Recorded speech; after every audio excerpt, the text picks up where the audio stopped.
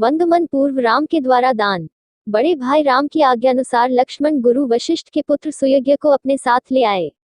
राम और सीता ने अत्यंत श्रद्धा के साथ उनकी प्रदक्षिणा की। इसके पश्चात उन्होंने अपने स्वर्ण कुंडल, बाजूबंद, कड़े, मालाएं तथा रत्नजटित अन्य आभूषणों को उन्हें देते हुए कहा, हे मित्र, जनकनंदिनी सीता भी मेरे साथ वन को जा रही हैं। इसलिए ये अपने कनकन, मुक्तमाला, किंकणी, हीरे, मोती, रत्नादि समस्त आभूषण आपकी पत्नी को दान करना चाहती हैं। आप इन आभूषणों को सीता की ओर से उन्हें आदर तथा नम्रता के साथ समर्पित कर देना। मेरी यह स्वर्ण जटित शया अब मेरे लिए किसी काम का नहीं है, अतः इसे भी आप ले जाइए। मेरे मामा ने अत्यंत स्नेह के साथ मुझे यह हाथी दिया था, इसे भी सहस्त्र स्वर्ण मुद्राओं के साथ आप स्वीकार करें। राम के वंगमन के विषय में ज्ञात होने पर सुयज्ञ के नेत्रों अश्रु भर आए। सजल नेत्रों के साथ राम के द्वारा प्रदान की गई वस्तुओं को उन्होंने ग्रहण किया और आशीर्वाद दिया, हे राम, तुम चिरजीवी हो। तुम्हारा 14 वर्ष का वनवास तुम्हारे लिए निष्कंटक और कीर्तिदायक हो।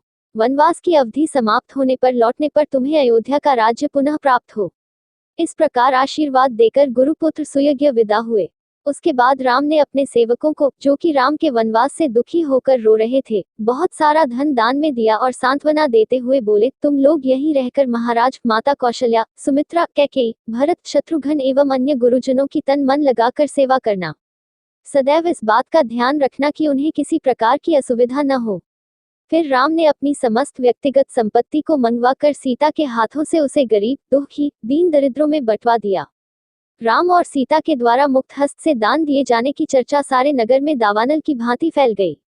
उन दिनों अयोध्या के समीपवर्ती एक ग्राम में गर्गगोत्री त्रिजटा नामक एक तपस्वी ब्राह्मण निवास करता था। उनकी बहुत सी संतानें थीं और वह अत्यंत दरिद्र था। उसे अपनी गृहस्थी का पालन पोषण करने में अत्यंत कठिनाई होती थी।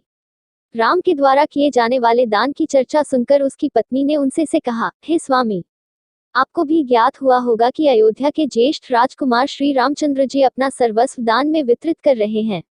आप भी उनके पास जाकर याचना करें। हमारी निर्धनता और दरिद्रता से तथा आपकी याचना से द्रवित होकर दयालु राम हम पर भी अवश्य ही दया करेंगे और इस दरिद्रता से हमारा उद्धार कर देंगे। तपस्वी त्रिजटा याचना में रुचि नहीं रखते थे, किंतु पत्नी के बार बार प्रेरित किए जाने पर विवश होकर वे श्री राम के दरबार की ओर चल पड़े। वे शीघ्रातिशीघ्र एक के बाद एक 5 ड्योढ़ियां पार करके राम के समक्ष जा पहुंचे। उनकी तपस्याजनित तेज और ओज प्रभावित राम बोले, हे तपस्वी, हे ब्राह्मण देवता, आपका हृदय तीव्र गति से स्पंदित हो रहा है और शुभ्रभाल पर श्वेत कण झलक रहे हैं। ऐसा प्रतीत होता है कि आप बड़ी दूर से तीव्र गति के साथ चले आ रहे हैं। आपकी वेशभूषा आपके धन का अभाव का परिचय देता है, अतः आपने अपने हाथ में जो दंड रखा है उसे आप अपनी पूर्ण शक्ति के साथ फेंकिए। यह दंड जहां पर जाकर गिरेगा, आपके खड़े होने से उस स्थान तक जितनी गौएं खड़ी हो सकेंगी, मैं आपको अर्पित कर दूंगा और उन गौओं के भरण पोषण के लिए भी पर्याप्त साधन जुटा दूंगा। इस आदेश को सुनकर त्रिजटा ने पूरी शक्ति के साथ दंड फेंका। दंड सरयू नदी के दूसरी पार जाकर गिरा। राम ने उसके बल की सराहना की तथा उसे अपनी प्रतिज्ञानुसार गौएं दान में दी। उनको विदा करने के पूर्व स्वर्ण, मोती, मुद्राएं, वस्त्रादि भी दान में दिया। इस प्रकार अपनी असंख्य धनराशि का दान कर सबको संतुष्ट करने के पश्चात वे सीता और लक्ष्मण के साथ पिता के दर्शनों के लिए चले गए।